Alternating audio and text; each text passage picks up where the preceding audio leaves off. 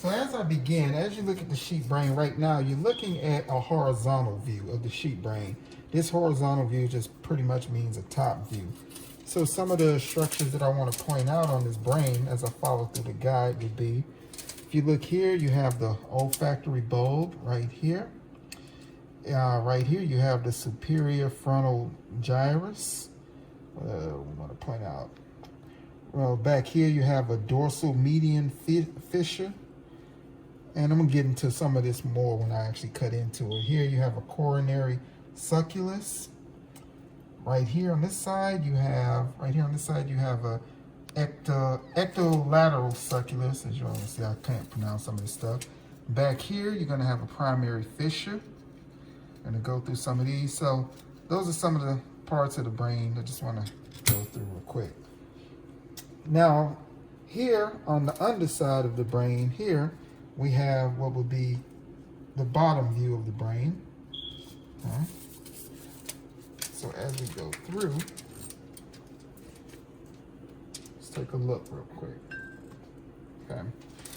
The underside of the brain has a couple more features here. Here's the olfactory bulb that I showed you from the top before. Down here you have the ventral median fissure. Oh man, there's so many parts of this brain. Right here, you're gonna have the optic tract. It's actually for vision. On the other side here, you're going to see there's the optic nerve. Okay. What other features I want to go to? So another feature you're gonna have back here would be, you got the auditory nerve for hearing. Okay. Right here, you have the piriform lobe. You have the amygdaloid, how you pronounce it? Amygdaloid nucleus. Those are a couple of the features. Okay. So now as we go through our brain, this book here is actually an excellent guide for some of the things that I want to show you all. Mind you all, I am not a doctor in any way, shape, or form. Okay. In my little laboratory here. Okay. So right here, what I want to show you all is the cerebellum cortex here. So before I can do all that, what I'm going to do now is I'm going to cut open the brain right here. I'm going to cut it right along this midline right here. Get all a good idea of what I'm looking at. So as we begin to cut the brain, careful cuts. I'm going to cut the brain into two. I'll do two sections of the brain. Okay. Notice this is a brain with the dura mater removed. Okay. Now, as we look at our brain, what do we see here? We have the cerebral cortex, which is right here. And the job of the cerebral cortex is it gets information from the body and it's involved in movement. Okay. The next I want to show you all is the spinal cord. And of course, the spinal cord is back here. The spinal cord is involved in movement. The spinal cord runs down your body and it is connected with nerves that help send information about your limbs and everything to help move to your brain to help control as far as movement goes. We have the medulla oblongata, which is roughly about in, I'm gonna say, I see it. It's roughly about here. And what the medulla oblongata does is it transmits movement from the spinal cord to the higher functions of the brain. This would be your medulla oblongata. We have the pons, and so what does the pons do? The pons is going to be up in this area right around here, and the pons it works with the medulla oblongata, and it controls breathing and REM sleep. And REM sleep is basically pretty much what you do when you're dreaming. Now we also have the thalamus. And what the thalamus does, where's my thalamus? Your thalamus is, oh, what's my thalamus? Okay, well, the thalamus basically, it transmits, the thalamus, it relays motor and sensory signals to the cerebral cortex. And I'm going to point out the thalamus in another part, but it looks like it should be up around this area here, the thalamus. Okay. A couple of features of the brain. Let's go to, want to check out another section of the brain. Okay. Now, another thing that I know we definitely studied in class when we're looking at the brain, if I take this section of the brain, I can still look at it. Another section we looked at is the dentate nucleus. And what the dentate nucleus does is it's about up in here, up in this area, in the cerebellum. And what it does is it's for fine motor control and voluntary movements, cognition, and language. So like a fine motor movement would be like moving your fingers. And that's a fine or acute kind of like motor movement. Then we have the olfactory bulb. The olfactory bulb is going to be up in here, and what it's involved in is smell. So this receives information from your nose or your nasal cavity, and it sends information about other odors and smells and different chemicals that make up smell to your brain. Well, another part that we studied in class was the lateral geniculate body, and what it does is it's the relay center in the thalamus. So when we look at the lateral geniculate body, it's going to be up around in this area here. So like I'm saying, what I'm pointing out is you look inside, really go deep inside the brain, you can see where most of these structures are. Now we also have the hippocampus. The major part about the hippocampus is it is involved in memory. And what memory are we talking about?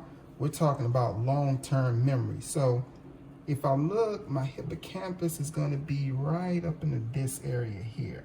It's your hippocampus. Okay? Let's look at some other parts of the brain. Okay. I want to go. And what I want to do is I want to point out a few structures in this book. You can actually go deeper and a lot further into this book. There are literally tens, maybe hundreds of parts of the brain that can be dissected and really open up. One thing about the brain is it's not, most people think of the brain as it does just one thing. It's your brain, but there's so many intricate moving parts of the brain and there's also a lot of redundancy going on in the brain. So what I want to look at here is the corpus callosum. It is both sides, it's on both sides of the brain, and it can communicate and send signals. So when we look, what is our corpus callosum?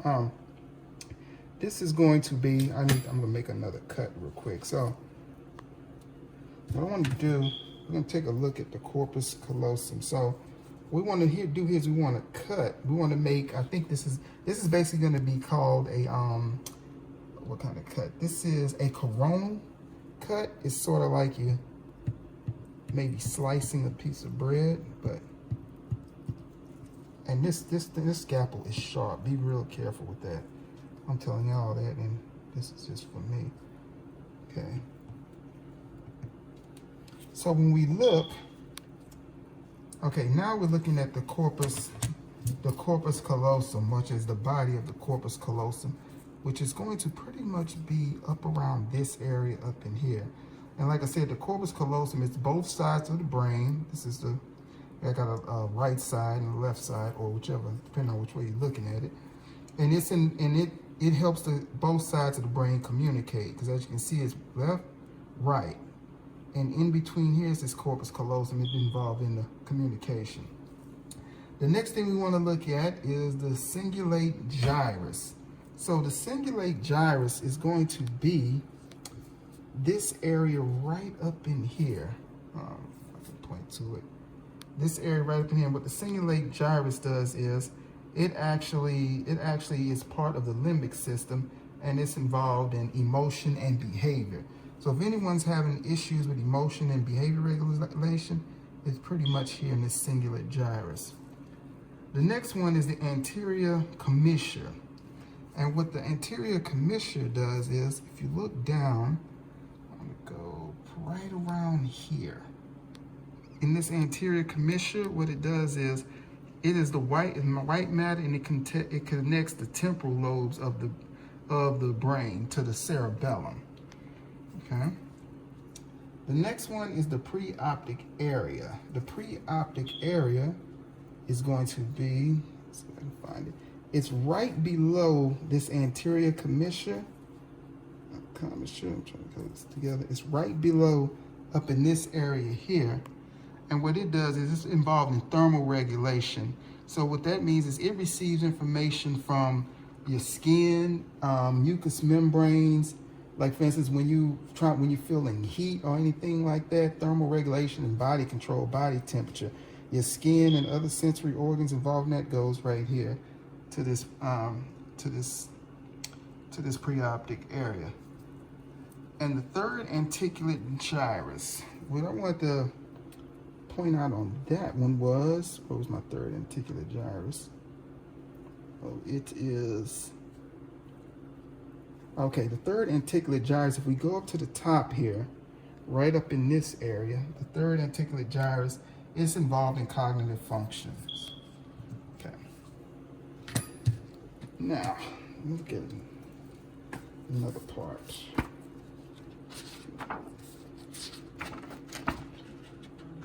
Okay. Now let's look at, okay.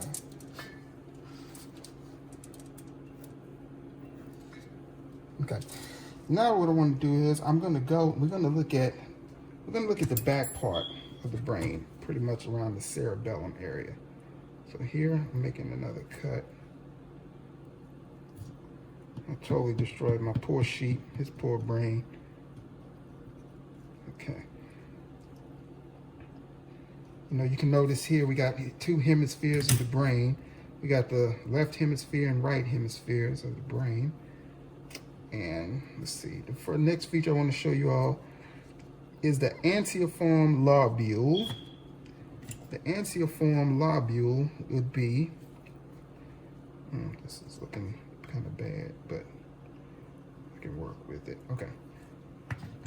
The antiform lobule, it's involved in cognitive visio-motor functions, which means that what it basically does is, it's this area up in here. Visio-motor functions, what it means is that it's it puts movement and vision together. Okay. The next area that I want to show you all is I think I had mentioned the dentate nucleus. And the dentate nucleus is going to be right around this area here. And what it's actually involved in is fine motor control and voluntary movements, like I mentioned before, as far as cognition and language. Okay. The next one I want to show you all is what I wrote here, the arbor vitae. And I'm pointing out these features because these are the ones I remember that we talked about a lot in class. Now, the arbor vitae, it brings motor and sensory info to and from the cerebellum. So that area is going to be right up in here. Okay. The next one is the reticular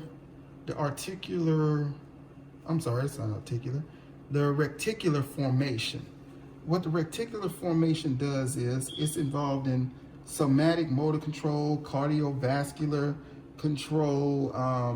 It regulates sleep, and it's also, pain modulation.